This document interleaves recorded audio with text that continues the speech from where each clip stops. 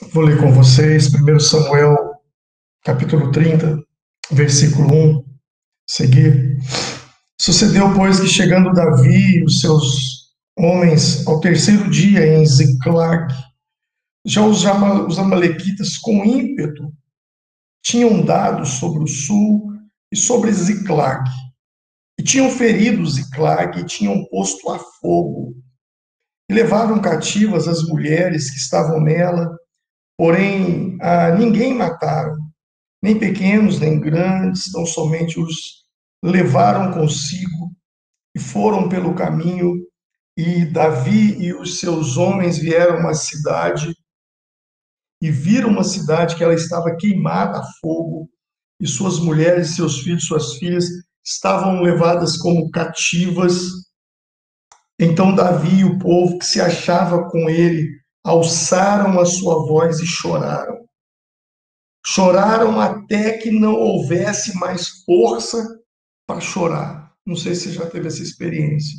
Chorar até que não tenha mais força para chorar. Também as mulheres de Davi foram levadas cativas, a Ionã, a Jereslita e a Abigail, a mulher de Nabal, o carmelita. E Davi muito se angustiou, porque o povo falava em apedrejá-lo, porque o ânimo de todo o povo estava em amargura, cada um por causa dos seus filhos, das suas filhas. Todavia, Davi se esforçou, se fortaleceu no Senhor, seu Deus. Sabe, o texto, ele nos fala de um momento de muita opressão. O texto diz que Davi e seus homens saíram, Davi ainda não era rei, lembre-se disso, ele ainda não era rei em Israel.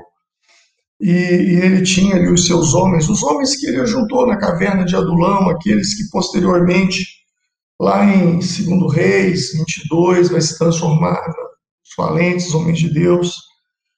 Mas Davi chega na sua cidade, eles estavam vindo de uma missão, e quando eles chegam, sua cidade incendiada, suas casas queimadas, as suas esposas, seus filhos levados cativos como reféns.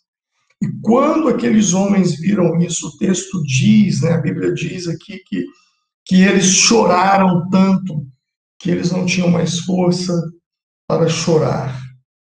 E aquelas pessoas se revoltaram contra Davi, como que, como que acusando de tudo aquilo que estava acontecendo.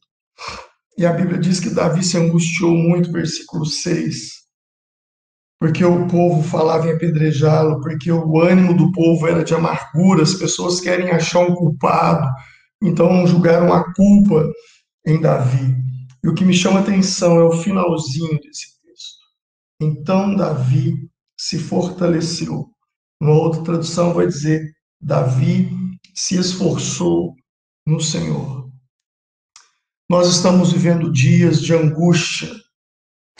Muitos dos que aqui estão com pessoas enfermas, com amigos enfermos, familiares enfermos. Outros possivelmente estão enlutados porque perderam familiares. Outros estão aflitos porque os hospitais não têm mais leitos e a doença não para de se multiplicar.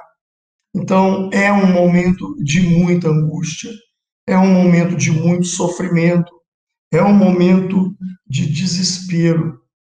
Mas o que me chama a atenção nesse texto, que se identifica muito com o que a gente está vivendo agora, é que as pessoas procuravam um culpado, hoje as pessoas estão procurando culpados pela situação que nós estamos vivendo. Mas o que me chama a atenção é que Davi se posiciona. E quando Davi se posiciona, ele começa a lutar contra o maior inimigo. O maior inimigo. E o texto de número 6, quando aquelas pessoas queriam apedrejá-lo, e o texto me diz claramente que o maior inimigo que Davi tinha que vencer era o desânimo. Sabe, quando as coisas vão caminhando de uma maneira muito ruim para você, é um problema na saúde, e aí vem um problema financeiro, e surge um problema familiar, os problemas vão se multiplicando, você põe a mão na cabeça e pergunta a Deus, o que que eu fiz, o que está de errado com a minha vida, por que que essas coisas estão acontecendo comigo? Eu já passei por momentos assim na minha vida, eu já passei, e quando a gente passa por momentos assim, a gente se abate. Veio um abatimento muito forte sobre Davi. Ele se abateu, ele se abateu. Ele se abateu porque o povo estava angustiado, ele se angustiou. E eu penso que Davi olhou para um lado, olhou para o outro, e ele disse para si mesmo: olha, isso não vai me ajudar.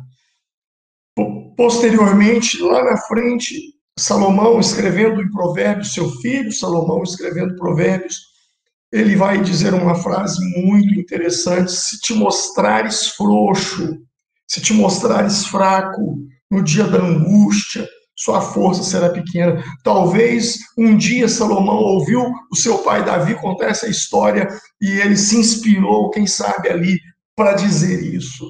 Sabe, eu não sei o que você está passando, eu não sei o que você está vivendo, mas uma coisa eu sei e eu tenho clareza disso: se você se mostrar fraco nesse momento, a sua força será pequena. É nesse momento, então, que Davi buscou força. E buscou força em quem? Em quem de fato ele deveria buscar.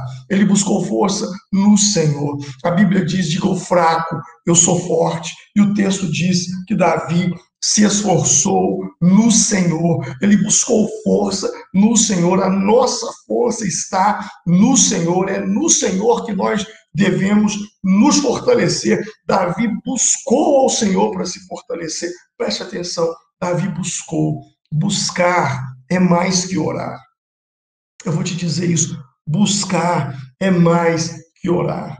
Por quê? Quando você ora, você pode estar quieto, parado, você está orando, mas aquele que busca, não existe busca sem movimento, não existe busca sem deixar a zona de conforto. E esse buscar, talvez eu não esteja falando de uma forma física, buscar fisicamente, mas buscar interiormente. É você visitar as cavernas da sua alma, as cavernas do seu coração. E como disse Paulo em Filipenses, que as nossas petições em tudo, elas precisam ser conhecidas. Então nós devemos botar isso para fora, e nós devemos botar isso para fora em oração. E quando a gente ora, lá em Mateus capítulo 7, Jesus nos fala de 3 níveis de oração: aquele que busca, ele acha; aquele que pede, ele recebe; e aquele que bate, a porta abre. Então são 3 níveis de oração. Eu poderia comparar isso como uma chuva, uma garoa, uma chuva e uma tempestade. Quando eu oro, é uma garoa. Quando eu busco, eu aumento o nível. Quando eu peço, eu aumento o nível. Mas quando eu bato, aí eu estou colocando as minhas forças, aí eu estou colocando jejum junto, aí eu estou colocando confissão de pecado, eu estou colocando arrependimento, sabe? É sobre isso que a palavra de Deus está dizendo. Esse é um tempo de nós nos arrependermos, de nós buscarmos ao Senhor com todas as nossas forças. O texto diz que ele se esforçou. Me faz lembrar a palavra de Mateus 11, versículo 12. O reino de Deus é tomado por esforço. Existe uma batalha espiritual. Existem orações que não são respondidas, não porque Deus não tenha respondido, mas porque existe na região celestial principados e potestades, como lá no livro do profeta Daniel.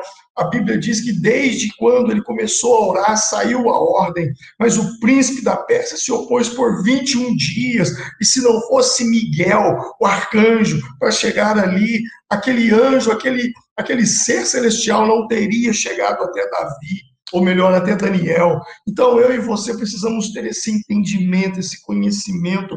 Nós estamos vivendo os piores momentos da humanidade, vivido por essa geração. Nenhuma pessoa dessa geração passou pelo momento que nós passamos. Então agora é a hora de nós sermos luz no meio das trevas. Agora é a hora de nós sermos sal para salgar a humanidade. E nós não vamos conseguir isso se nós não fizermos o que Davi fez: buscou no Senhor, se fortaleceu no Senhor. E é isso que nós estamos propondo para vocês.